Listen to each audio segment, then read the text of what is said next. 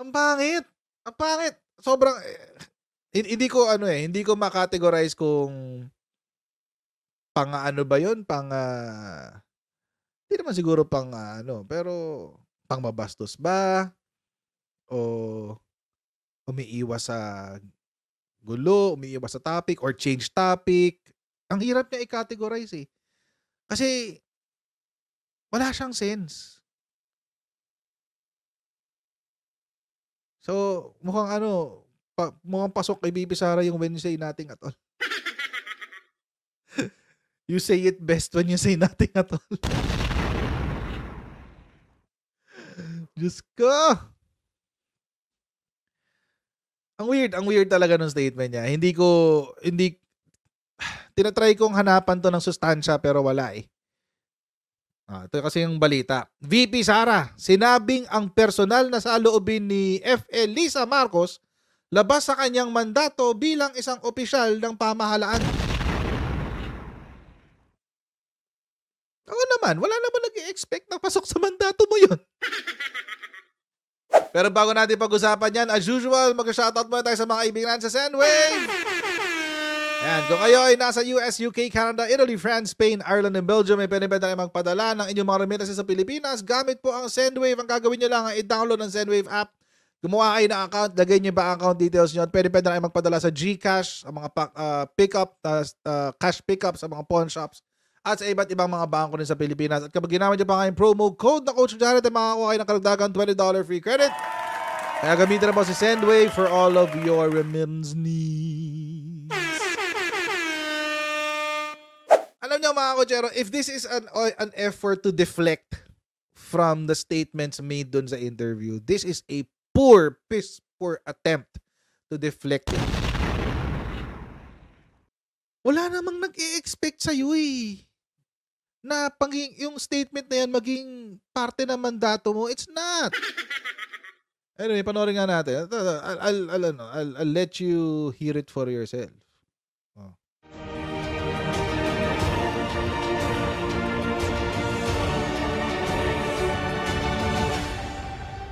Mga kababayan, bilang tao, karapatan ni unang ginang Lisa Marcos na makaramdam ng sama ng loob at galit. Subalit, ang kanyang personal na damdamin ay walang kinalaman sa aking mandato bilang isang opisyal ng pamahalaan. Upang makausad tayo, iiwan na natin sa isang pribadong pag-uusap sa pagitan lamang namin ni Pangulong Bongbong Marcos Jr. ang mga susunod na hakbang. Mga kaigsuunan, nag-atubang ang ato ang nasod ug dagkong mga problema nga kinahanglang solusyonan sa gobyerno. Dapat ay nakatutok tayo sa pagtugon sa mga suliraning hinaharap ng ating bansa. Patuloy ang pagtaas ng presyo ng pagkain at iba pang mga bilihin. At ito ay mas nagpapahirap pa sa dinaranas na gutom o kawalan ng sapat na pagkain ng mahihirap nating kababayan. Nagbabadya rin ang kakulangan ng supply ng tubig at kuryente habang talamak na naman ang ipinagbabawal na droga. Ano deepfake? Samantala, hindi pa rin natatapos ang banta ng kriminalidad, terorismo at insurhensiya sa ating bansa. Kini ang mga butang na angay natong hatagan o pagtagad. Unahin natin ang Pilipinas. Syukran. Hindi ko makita yung connect. Is she trying to say na hindi na ako sasagot dyan kasi mas maraming kailangan pagtuunan ng pansin? Is that what she's trying to say? I don't have time for this. Parang ganun. Oo. Parang ganun. Parang ganun yung dating eh. Hindi ko.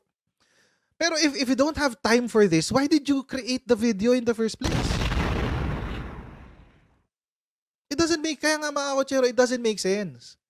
If you don't have time to address the issue, then why did you address the issue in the first place?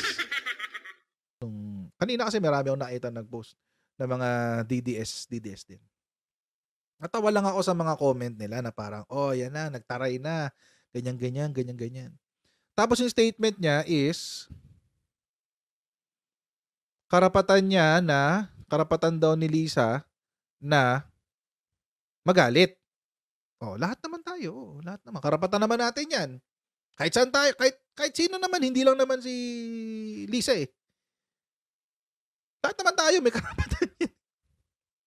Subalit, ang kanyang personal na damdamin ay walang kinalaman sa aking mandato bilang opisyal ng pamahalaan. Oo, wala naman nag-e-expect. Di ba? Kasi yun ang unang pumasok sa isip ko kanina. Nung narinig ko yung statement, ang unang pumasok sa isip ko, nung narinig ko yung parte na yan, walang kinalaman sa aking mandato bilang isang opisyal ng mamamayan. Oo naman, wala talaga. Wala talaga. So anong gusto mong sabihin? So dahil hindi siya parte ng iyong mandato, so hindi mo sasagutin, di ba? Hindi mo sasagutin. Kaya nga yung next statement niya, mag-uusap na lang daw sila ng pribado ni PBBM, di ba? Pwede naman eh. Wala namang mali doon. Di mag-usap kayo. Pero, again, mga kakutsero, she said a lot of things and yet it is not making sense. Kung hindi naman pala siya parte ng mandato mo, why bother writing a statement and recording a video of it and uploading it on your social media page? Obviously, may epekto sa kanya. Yun nga lang, hindi siya parte ng mandato niya. So parang ang dumalabas ngayon, hindi ko sasagutin yan kasi hindi yan parte ng mandato ko. So lumalabas, pinahaba mo lang yung no comment. Kasi ayaw mo nang gamitin yung mga katagang no comment. Kasi na-labelan ka na ng no comment. Puro ka kasi no comment. So, mga kotsero, she went through the whole the whole video of writing a statement and recording a video and uploading it on her social media page just to say, in summary, no comment. At wala raw sa mandato niya. Oo. Pero, wait lang, may mga sinabi pa siya. Dapat ay nakatutok tayo sa pagtugon ng... So, ito na yung kabig eh. Kumbaga kinakabig na niya yung kwentuhan. Huwag na natin pag-usapan si Lisa. Ito dapat ang tutukan natin. Dapat ay nakatutok tayo sa pagtugon sa mga suliraning hinaharap ng ating bansa. Okay. Patuloy ang pagtaas ng presyo ng pagkain at iba pang mga bilihin. Okay, tapos nagpapahirap sa dinadana sa gutom, kawalang sapat na pagkain, etc. etc. Ayan, dapat nakatutok tayo sa suliraning hinaharap ng ating bansa, pagtaas ng presyo ng pagkain, kakulangan ng supply ng tubig, talamak daw ang ipinagbabawal na droga.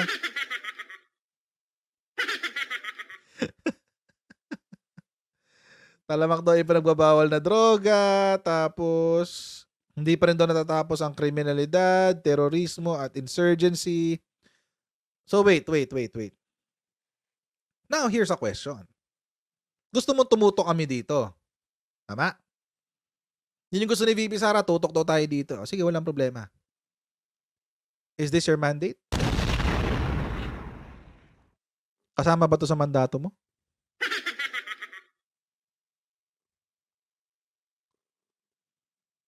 Kasama ba to sa mandato mo?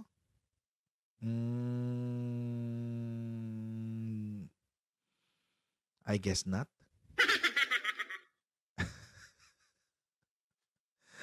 I guess not. Oo, parang hindi yata ito kasama sa mandato mo.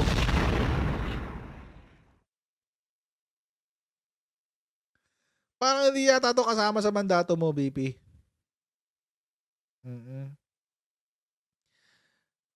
Kasi, last I heard, you are the Vice President. Ano bang mandato ng Vice President? Sa official gazette to, guys, ha? Duties of the Vice President. According to the Constitution, the Vice President may concurrently assume a cabinet position. So, pwedeng mag-cabinet position, no? Should the President offer the former one? The Vice President will become a secretary concurrent to the position of the President. Aside from the cabinet post, the Vice President is mandated. So, ito yung mandato niya. Kasi mandato na yung pinag-uusapan eh. Yung sinabi niya hindi raw kasama yan sa aking mandato. Yun ang sinabi ni Sara. Aside from the cabinet post, the vice president is mandated to assume the presidency in case of death, disability, or resignation of the incumbent president. Question, VP. Patay na ba si PBBM? Hindi. Disabled na ba si PBBM that his disability is preventing him from fulfilling his duties as the President of the Philippines? Hindi rin. Nag-resign ba si PBBM kahit pinipilit ng mga kapatid mo at mga kaalyado mo na mag-resign si PBBM? Hindi. So ano mandato mo? Wala.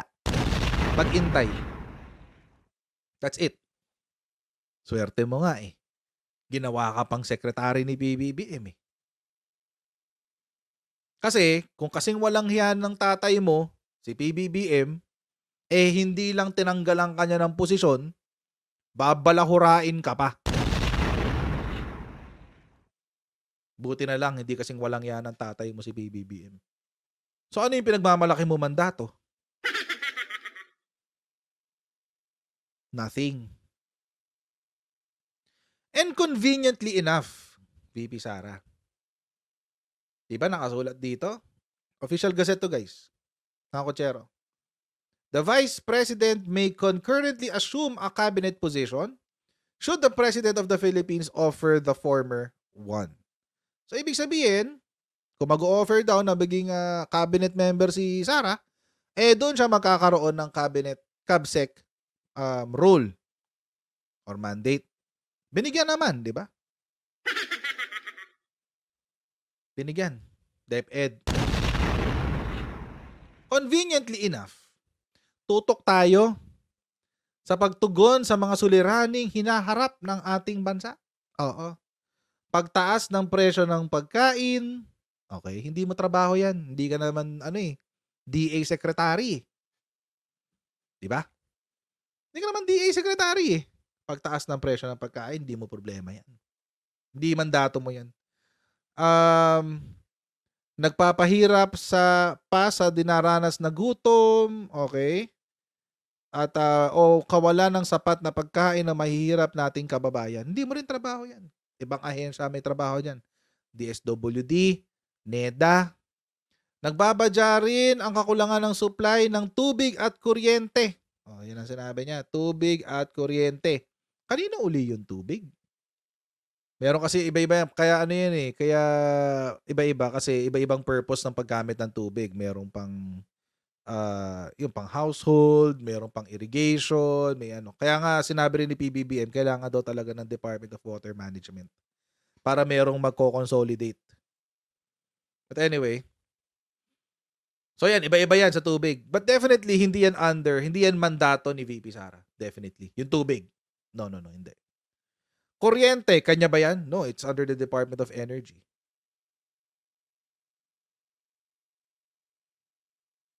Tapos, habang talamak ang ipinagbabawal na droga, mandato mo ba yan? No, it's not. No, it's not. DILG yan.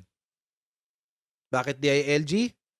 Ando ng PNP So, hindi mo mandato rin yan. Oo. Kasi niyayabang kasi ni VP Sara, hindi raw niya yan mandato. Kailangan daw tutukan tong mga to. Lahat na in-identify niya, hindi rin naman niya mandato.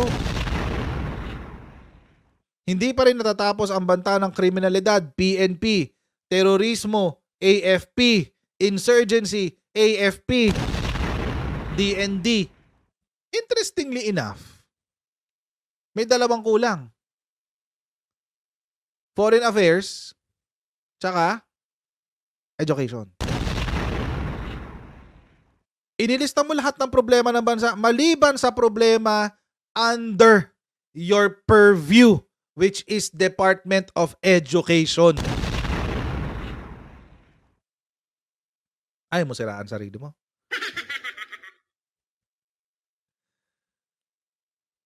Kaya sabi ko sa inyo, mga kotsero, yung statement niya, it doesn't make sense. Una, she's talking about her mandate. Hindi ko sasagutin yan dahil Hindi yan kasama sa mandato ko. Hindi ko sasagutin yan dahil hindi yan kasama sa trabaho ko. Ano yung trabaho niya? Hindi niya sinabi. Hindi niya sinabi yung trabaho niya. Sinita niya lahat. Sinita niya yung presyo ng bilihin, mga mahihirap, gutom, tubig, kuryente, droga, terorismo, kriminalidad, insurgency. Sinabi niya lahat. Maliban sa kung ano yung kanyang departamento, which is education. Nandoon ang mandato niya sa education. Hindi niya sinabi. Ito yung sinasabi ko sa inyo, mga kotsero, na ibig kong sabihin, sa dinami-dami ng pwede mong i-react, pumalya ka pa. Sumagot ka na eh. Sana tinutok mo na. Sana sinabi mo na lang na hindi yan kasama ng aking mandato. Ang aking mandato ay siguruhin na ang mga kabataan ay natuturuan ng maayos. At least yun, pasok sa ginagawa niya. Ako po ay busy. Nagtatrabaho sa Department of Education para siguruhin na ang ating mga guro ay nasasahuran ng maayos, ang ating mga paaralan ay tumatakbo na maayos, na ating mga kabataan na hindi namamatay sa heat stroke. Pwede pa yun eh. Mailulusot niya yung statement na to. Kaso hindi. Hindi yun ang sinabi niya.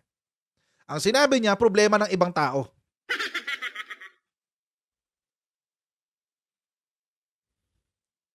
Yun yung mandate niya eh.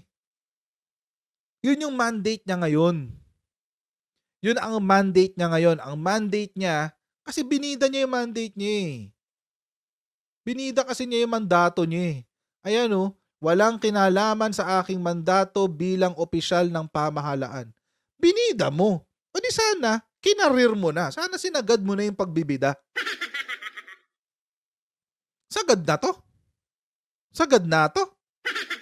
Really? Ba't kaya hindi niya binida? Alam na natin yan, yung ghost employees. Ghost students pala, 19,000 students yun. 19,000 ghost students. Ano na bang resolution dyan? Mandato mo yan. May resolution ka na ba dyan, BP? Sa 19,000 na student, ghost students na binabayaran ng gobyerno? Na hindi alam ng na hindi natin alam kung totoong estudyante ba o hindi. It even took her 1 month to respond to the allegations. April na. Matatapos na ang buwan. Ilang araw na lang tapos na ang April. May resolution na ba yan? Hindi natin alam. January 26, 2024. Binida nila to. Sabi nila, nakapagtayo daw sila ng 3,637 new classrooms. Wow, dami. Huwag na natin pasin ito 6,000 kasi hindi pa naman ginagawa. Hindi pa siya tapos. Ito tapos na nila. 3,637. Wow, accomplishment. Good job. May 3,000 ka na. 159,000. Uy, wow. Drop in the bucket. Drop in the bucket. Ba't ganun? Out of 159,000?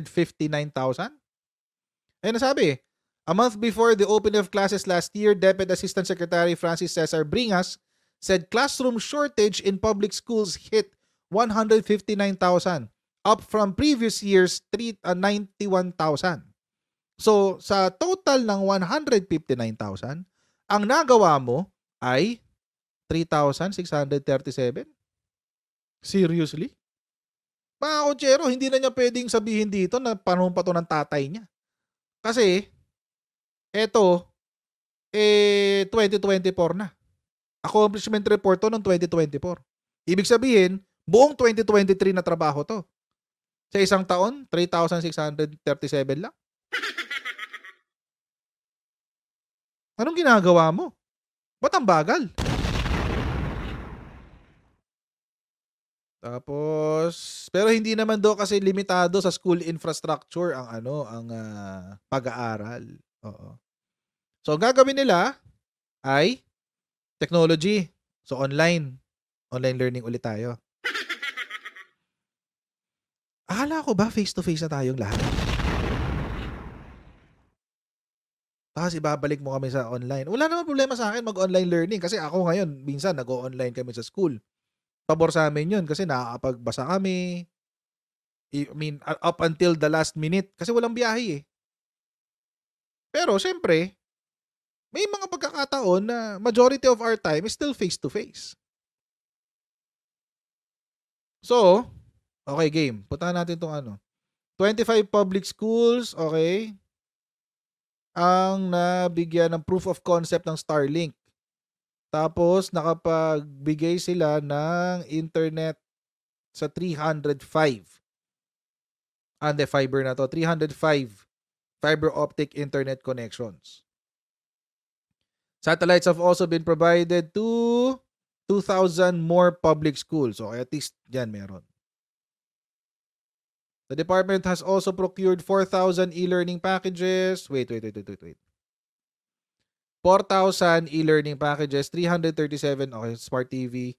Total of 8 billion pesos worth of laptops, smart TVs, external hard drives, wireless routers, and charging cards to 2,455 public school districts across the country. Bakit nakakatawa yan? Kasi 44,000 ang total public schools nationwide. So, ibig sabihin, sa 44,000 na kailangan ng lahat ng ito, ang nabigyan mo ay 2,455. Hindi mo man lang kahit 10,000 sa isang taon. Kasi sabi, while admitting that only 69% of more than 44,000 public schools nationwide have access to internet connectivity, ibig sabihin, 44,000 lahat ng eskwelahan sa buong bansa. Out of that, 69% lang ang may internet connectivity. O sige, granted, walang problema. Marami-rami na yung 69% na yan. Pero, 44,000 out of the 44,000, 2,455 lang ang nabigyan mo ng ganito. 8 billion pesos worth of laptops, smart TV, hard drives, routers, and charging cards.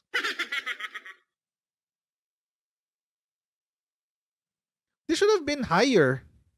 Considering gumastos ka na ng 8 billion pesos.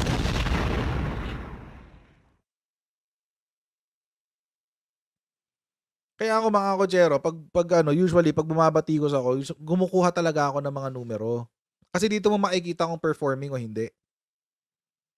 For example, nagbigay ka ng 2,000 satellites sa mga public schools. Out of 44,000, 2,000 lang ang binigyan mo ng satellites. O sige, granted, sabihin natin hindi naman kailangan ng iba. O sabihin natin 50% hindi kailangan kasi sabi 69% daw ang connected na sa internet. So you only have how many? 31%. 31% hindi na kailangan ng ng internet. Pero out of the 31% of the 44,000, 2,000 lang ang nabigyan mo. 13,640. Out of 13,640, which is 31% of the 44,000 public schools in the Philippines, 2,000 lang ang nabigyan niya ng satellites. Sana 10,000 mo na.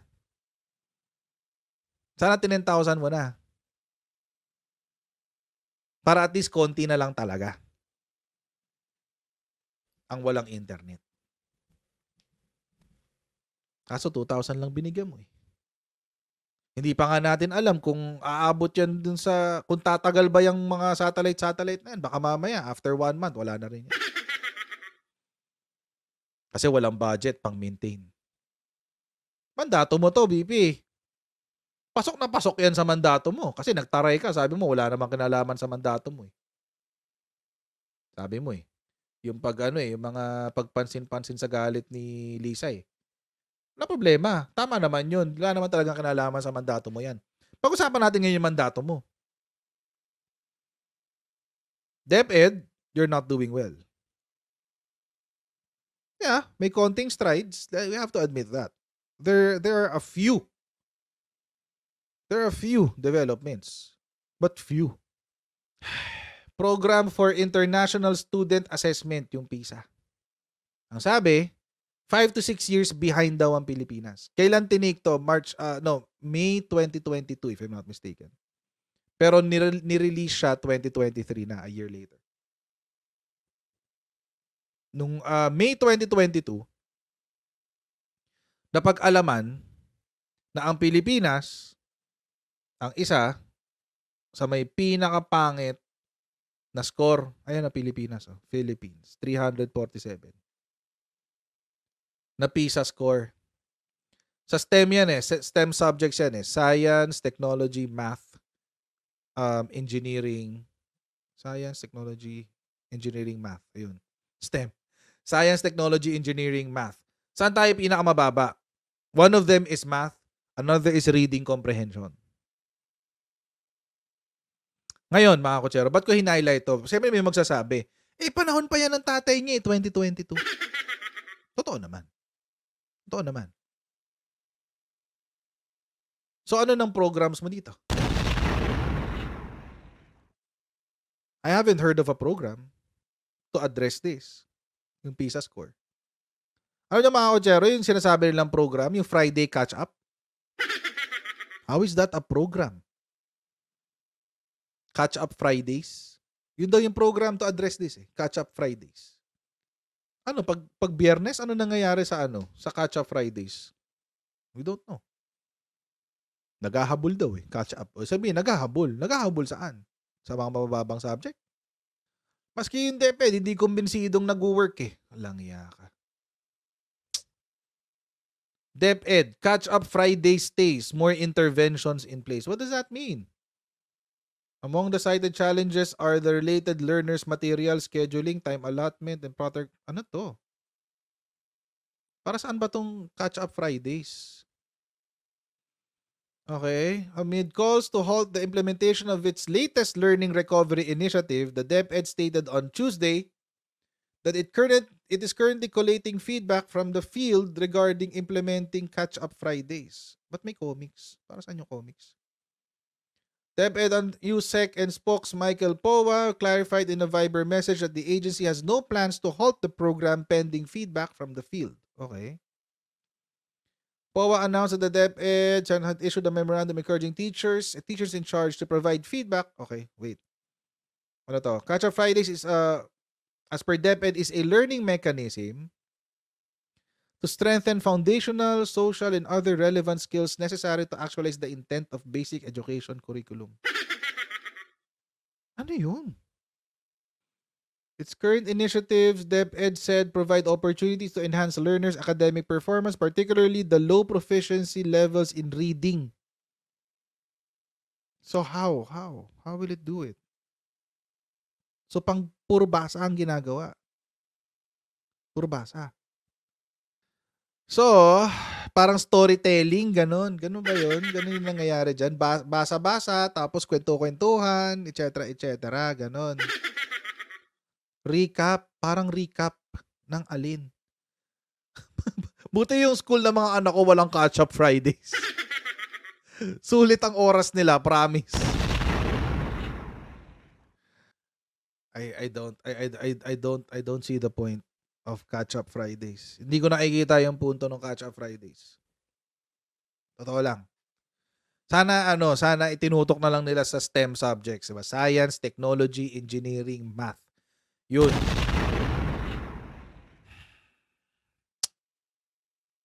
Sana tinutok na lang nila sa Math. Sana tinutok na lang nila sa Math. Ganun na lang, sa Math na lang nila. Kasi madali na lahat pag na-master mo, lalo sa elementary, kung isang buong araw din lang naman ang ibibigay mo sa isang subject, wag na lang sa reading, itutok mo na lang sa math. Math is a universal language. So, mga kutsara, hanggang dito lang po muna tayo sa ating live stream today. Huwag niyo pong kalimutan mag-like, share, and subscribe. And I'll see all of you in our next Coach Jared Live. God bless you guys. See you tomorrow. Bye!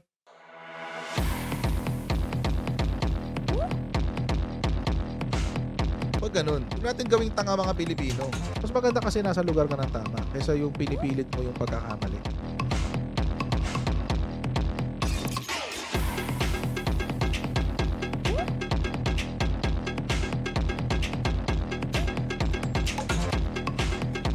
Are they willing to go that far? Hindi makakalimutan ng Pilipino yan hanggat di nasasagot niya.